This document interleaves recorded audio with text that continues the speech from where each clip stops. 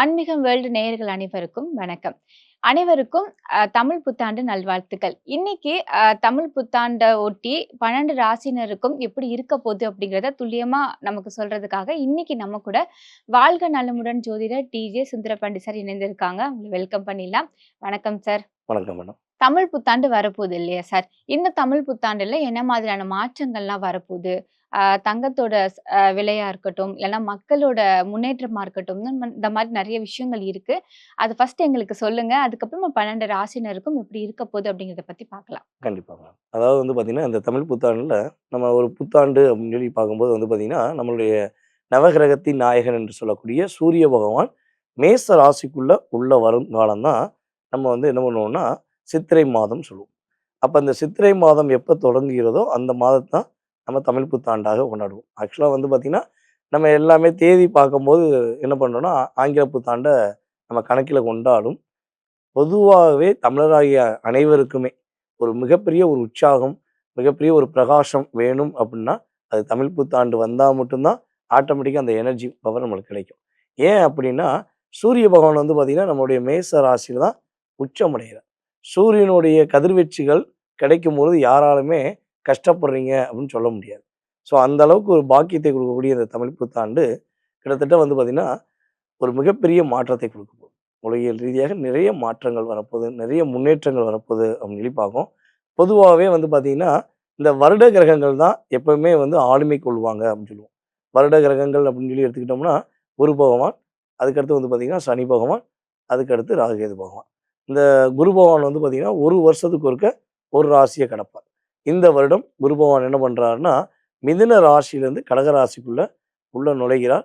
கிட்டத்தட்ட ஆனி மாதம். அதாவது நம்ம ஆங்கில தேதிக்கு சொல்றதா இருந்தா ஜூன் மாதம்.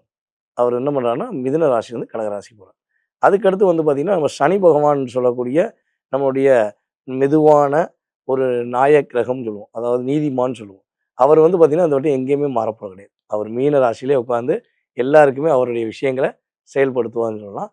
ஸோ அதுக்கடுத்து நிழல் கிரகங்கள் என்று சொல்லக்கூடிய ராகு, கேது பகவான் வந்து பார்த்தீங்கன்னா, இந்த வருடங்கள் கட்டாயமா என்ன பண்றாங்கன்னா, இந்த கரெக்ட்டா கேது வந்து சிம்மத்தில இருக்காரு. சிம்மத்தில இருக்க கேது கடகத்துக்கு வருவார். அதேபோல நம்மளுடைய ராகு பகவான் வந்து பார்த்தீங்கன்னா, கும்பத்திலேருந்து ரிவர்ஸ்ல மகரத்துக்கு வருவார். ஸோ இந்த ராகு கேது பயிற்சியும், அதேபோல குரு பயிற்சி மட்டும்தான் இந்த புத்தாண்டுல உறுதியாக கிரக பயிற்சிகள் மாறுது அப்படின்னு சொல்லி எடுக்கிறோம். ஸோ இந்த கிரகங்களிலே மிக வலிமையான கிரகம், சுப கிரகம் என்று சொல்லக்கூடிய குரு பகவான் கிட்டத்தட்ட 12 ராசி நேயர்களுக்குமே, பொதுமக்களாகிய அனைவருக்குமே மிகப்பெரிய மாற்றங்கள். அதாவது எது கிடைக்கலன்னு வருத்தப்படுறாங்களோ, அதெல்லாம் கிடைப்பதற்கான ஒரு பாக்கியத்தை, இவ்வளவு நாட்களாக எனக்கு பணம் இல்ல, எனக்கு திருமணமே முடியல, எனக்கு குழந்தை பாக்கியம் இல்ல, சொல்லி ஒவ்வொரு ராசிக்காரங்களுக்கும் ஒவ்வொரு விதமான ஒரு எண்ணம் இருக்கும். இது கிடைச்சா சந்தோஷம் அப்படின்னு. அது கிடைக்கலங்கிற விஷயத்த கொடுப்பதற்காகவே குரு பகவான் உச்ச வீட்ல போய் உட்கார போறார். நம்ம கடகராசிக்குள்ள உட்கார போறார். அது மிகப்பெரிய அற்புதம். மிகப்பெரிய மாற்றம் அப்படிங்கிறத சொல்ல முடியும். ஸோ இந்த குரு பகவான் கடகராசிக்குள்ள போறனால இன்னொரு பெரிய ஒரு மாற்றம் அப்படின்னா, இந்த சிறு குழந்தைகளையும், பெண் குழந்தைகளையும் தவறான முறையில தேவையில்லாம மிஸ்யூஸ் பண்ணி அந்த குழந்தைகள கொலை பண்றாங்க பார்த்தீங்களா?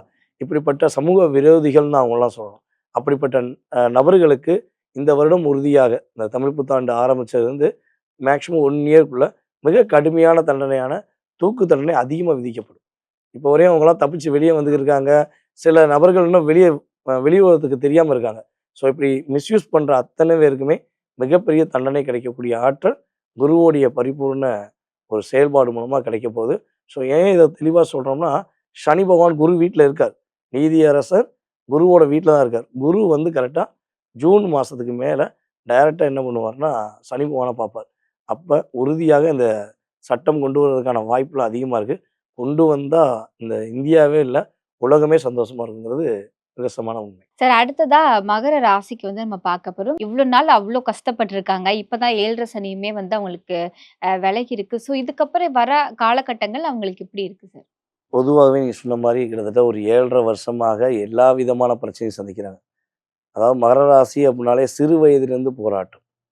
சின்ன வயசுலேருந்து அதிகமாக குடும்ப பொறுப்புகளை சுமக்கக்கூடிய நபர்கள் வந்து பார்த்தீங்கன்னா, அதில ஃபர்ஸ்ட் லிஸ்ட்ல நம்மளுடைய மகரத்த வந்து எழுதிடலாம். ஏன்னா, அவங்க ஒரு 13 வயசுலேருந்தே என்ன பண்ணுவாங்கன்னா, தன்னுடைய குடும்ப உறவுகளுக்காக குடும்ப பொறுப்புகள சுமக்க ஆரம்பிச்சுருவாங்க.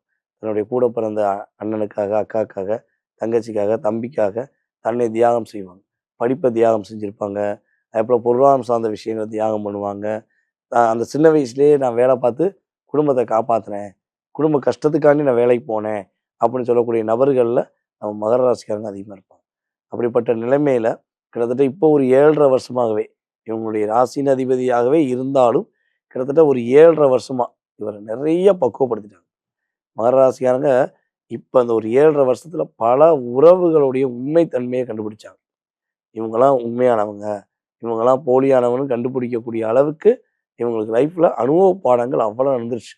போதும்டா சாமி அப்படிங்கிற வாழ்க்கையில் வாழ்ந்து கொண்டு தான் இவங்க இருந்தாங்க. ஸோ இந்த நிலை மாறப்போகுது. இவங்க லைஃபு பெரிய ஒரு முன்னேற்றத்தையும் மிகப்பெரிய மாற்றத்தையும் சந்திக்கக்கூடிய வாய்ப்பு கிரக ரீதியாக உண்டு. இவங்களுடைய ராசிக்கு 3ஆம் இடத்துல தான் சனி பகவான் உட்கார்ந்துருக்காரு. இவங்களுடைய ராசிக்கு டைரெக்டாக 7ஆம் இடத்துக்கு குரு பகவான் 12 வருஷத்துக்கு ஒரு முறை தான் இவங்களுடைய ராசிக்கு 7ஆம் இடத்துக்கு வருவார். ஸோ அந்த அற்புதமான காலகட்டம் இப்போ வருது. ஆனி மாதத்தில் குரு பகவான் இவங்களுடைய ராசிக்கு 7ல் வந்து இவங்களுக்கு என்னென்ன விஷயங்கள்லாம் கிடைக்கல, நடக்கலை, முடிக்கலை அப்படின்னு எதெல்லாம் இவங்க டிக் பண்ணி வச்சுருக்காங்களோ அதெல்லாம் என்ன பண்ணலாம், கேன்சல் பண்ணிட்டு இவங்க வெற்றி பெறக்கூடிய வாய்ப்பு, மகிழ்ச்சியாக இருக்கக்கூடிய வாய்ப்பு, இவங்களையவே உணரக்கூடிய வாய்ப்பு கிரக ரீதியாக ஏற்படும். Okay sir. இப்ப தொழில் தொடங்கணும் அப்படின்னு ஆசைப்பட்டாங்க அப்படின்னா, இந்த காலகட்டத்தில தொழில் தொடங்கலாமா? அவங்களுக்கு அந்த லாபம்லாம் எப்படி இருக்கும் சார்? பொதுவாகவே மகர ராசிக்காரங்க சொந்த தொழில் தொடங்குறதுக்கான ஒரு பாக்கியம் உள்ளவங்கன்னு சொல்லலாம். ஏன்னா காலச்சக்கரத்துக்கு 10ஆம் இடத்து அதிபதி யாருன்னு பார்த்தீங்கன்னா சனி பகவான். காலச்சக்கரத்துக்கு 10ஆம் இடம் என்னன்னு பார்த்தீங்கன்னா நம்மளுடைய மகர ராசி. அப்போ சொந்த தொழில் தொடங்கக்கூடிய அத்தனை விதமான ஒரு ஒரு என்ன சொல்லணும்னா பாக்கியம் மகர ராசி இயல்பாகவே உண்டு. ஆனால் தொழிலில் முழு கவனம் செலுத்தாமல் உறவுகளுக்காகவும் நட்புகளுக்காகவும் விட்டு கொடுத்து போய் தான் தொழிலில் இவங்க ரொம்ப லாக் ஆனாங்க. ஸோ அந்த நிலை மாறப்போகுது. இவங்க முழு கவனமும் தொழிலில் இவங்க செலுத்துனாங்கன்னா இவங்களுக்கு லாபம் இரட்டிப்பாக வரும். ஏன்னா இவங்களுடைய ராசிக்கு 11ஆம் வீடை டைரெக்டாக என்ன பண்ணுறாரு குருபகவான் தன்னுடைய 5ஆம் பார்வை மூலமாக பார்க்க. இங்கே குருவை வச்சு தான் மெயின் ஒரு டார்கெட்டே மகரத்துக்கு. ஸோ அப்போ 11ஆம் இடத்த குரு பார்க்குறனால இவ்வளோ நாட்களாக கஷ்டப்பட்டு வேலை பார்த்து சொந்தமாக தொழில் வச்சு அதில் போராடின மகர ராசிக்காரங்க இப்போ கொஞ்சம் எளிமையான முறையில் ஐடியா மூலமாக வெற்றி பெறக்கூடிய வாய்ப்பு. அதேபோல் கையில் வாங்கினேன் பையில் போனேன் காசு போன இடம் தெரியலங்கிற மாதிரி தான் இவங்க லைஃப் இருந்துச்சு. காசை வாங்குறாங்க பையில் போடுறதுக்கு முன்னாடியே காசு காணாமல் போயிருக்கும். ஸோ அந்த நிலை மாறப்போகுது. இவங்களுடைய பொருளாதாரத்தில் ஒரு மிகப்பெரிய ஏற்றத்தை, லாபத்தை சந்திக்கக்கூடிய வாய்ப்பு, சொந்தமாக தொழில் தொடங்கி வெற்றி பெறக்கூடிய வாய்ப்புகள் இந்த காலகட்டங்கள் கிரகங்களுடைய தன்மை மூலமாக இவங்களுக்கு நல்லா இருக்கும். Okay sir. முதல் திருமணத்துக்கு முயற்சி செய்றவங்களுக்கு அந்த திருமணம் கைகூடுமா? இல்ல முதல் திருமணம் எனக்கு வந்து சரியா அமையல. இப்ப நான் 2வது திருமணத்துக்கு ட்ரை பண்ணிட்டு இருக்கேன் அப்படின்னா, அவங்களுக்கு இது அமையக்கூடிய காலகட்டமா சார்? அதாவது பொதுவாகவே மகர ராசிக்காரங்களுக்கு திருமண வாழ்க்கை என்பது ஒரு திரும்பி பார்க்கக்கூடிய ஒரு போராட்டமான வாழ்க்கை தான். திருமண வாழ்க்கையில் இவங்கள புரிஞ்சுக்கிறது இவங்க பார்ட்னர் வந்து ரொம்ப ரொம்ப கம்மி. ஒரு 60% மகர ராசி என்பவர்களுக்கு பார்ட்னர்ஷிப்னால பிரச்சனை, லைஃப் பார்ட்னரால பிரச்சனை. ஏன்னா இவங்க இயல்பாகவே விட்டு கொடுத்து தன்னை தானே தொலைச்சிருப்பாங்க.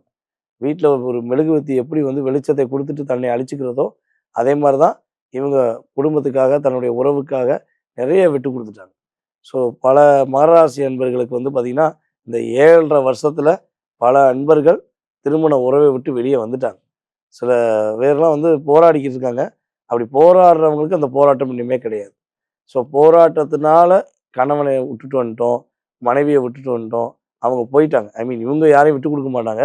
ஸோ இவங்களை விட்டு விலகி இருப்பாங்க. ஸோ அந்த நிலைமையில் இருக்கிற நம்மளுடைய மகர ராசி அன்பர்களுக்கு உறுதியாக 2வது திருமணத்துக்காக காத்திருப்பவர்களுக்கு 2வது திருமணம் முடிப்பதற்கான பாக்கியம் கிரக ரீதியாக உண்டு.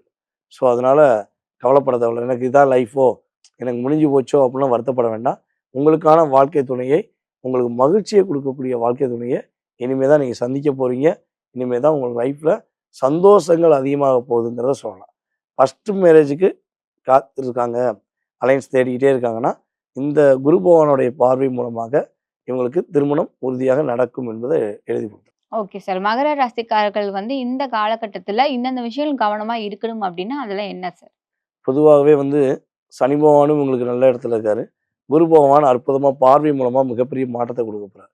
இங்கே எந்த விஷயம் கவனம்னா 2ஆம் இடத்துல இருக்கிற ராகு, 8ஆம் இடத்துல இருக்க கேது.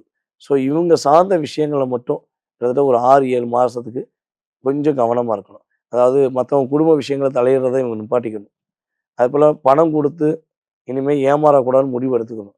யாருக்காவது பணம் வாங்கி கொடுக்குறது, யாருக்காவது லோன் வாங்கி கொடுக்குறது, ஸோ இதில் கையெழுத்து போடுறது, இதெல்லாம் இவங்களுக்கு ஆகவே ஆகாது. ஏன்னா மகர ராசிக்காரங்க மெயினாக வந்து மற்றவங்களுக்கு டாக்குமெண்ட்டில் கையெழுத்து போடுறதெல்லாம் நிறைய மாட்டுறாங்க. ஸோ அதில் கவனமாக இருக்கணும். அதே போல் வந்து பார்த்திங்கன்னா, மற்றவங்களுடைய குடும்ப ரகசியங்கள் சார்ந்த விஷயங்களில் இவங்க தலையிடக்கூடாது. இவங்க குடும்ப விஷயங்களை வெளிப்படையாக உறவுகிட்ட சொன்னேன், நட்புகிட்ட சொன்னேன்னு சொல்லி சொல்லக்கூடாது. ஏன்னா இவங்க வந்து அவங்க மேலே உள்ள உண்மையான அன்பை சொல்கிறாங்க. ஆனால் கூட இருக்க யாரும் அப்படி உண்மையான அன்பில் இல்லை. ஸோ அதனால் மேக்ஸிமம் அதில் கவனமாக இருந்தால் நல்லாயிருக்கும். அதுபோல் 8ஆம் இடத்துல கேது இருக்கிறனால ஆன்மீக வழிபாடு இவங்க கரெக்டாக ஃபாலோ பண்ணாங்கன்னா லைஃப் சூப்பராக இருக்கும். மிகப்பெரிய மாற்றமும் மிகப்பெரிய முன்னேற்றமும் இவங்க லைஃப்பில் கிரக ரீதியாக பார்வை மூலமாக கிடைக்கும். Okay sir. மகர ராசிக்கு இன்னும் கொஞ்சம் சிறப்பா இருக்கணும் அப்படின்னா, அவங்க எந்த கோவிலுக்கு போய் வழிபாடு செஞ்சுட்டு வரணும் சார்? மெயினாக வந்து பார்த்திங்கன்னா, மகர ராசிக்காரங்க கருப்பசாமி வழிபாடு செய்வது இவங்களுக்கு சூப்பராக இருக்கும். கருப்பசாமியை வந்து அதாவது காவல் தெய்வம்னு சொல்லுவோம். கருப்பசாமி தான் நம்மளுடைய ஊருடைய காவல் தெய்வம். எல்லா ஊர்லேயும் பார்த்திங்கன்னா கருப்பசாமி இருப்பார் காவல் தெய்வமா. ஸோ அப்போ கருப்பசாமி வழிபாடு இவங்க கரெக்டாக ஃபாலோ பண்ணாங்கன்னா, இவங்களுக்கு எதிர்மறையான விஷயங்களும், ஏமாற்றத்துக்குரிய விஷயங்கள் வந்து இவங்கள கருப்பசாமியோடைய அருள் மூலமாக இவங்க பாதுகாத்துக் கொள்ள முடியும்ங்கிறது நிதர்சனமான உண்மை. Okay sir. மகர ராசிக்கு இந்த தமிழ் புத்தாண்டு சூப்பராவே இருக்கு அப்படின்னு சொல்லியிருந்தீங்க. சில விஷயங்கள கவனமா இருக்கணும் அப்படிங்கிறதையும் சொல்லியிருக்கீங்க. கருப்பசாமி வழிபாடு சிறந்த பலனை தரும் அப்படிங்கிறத ரொம்ப அழகா சொன்னீங்க. நன்றி சார். நன்றியம்மா.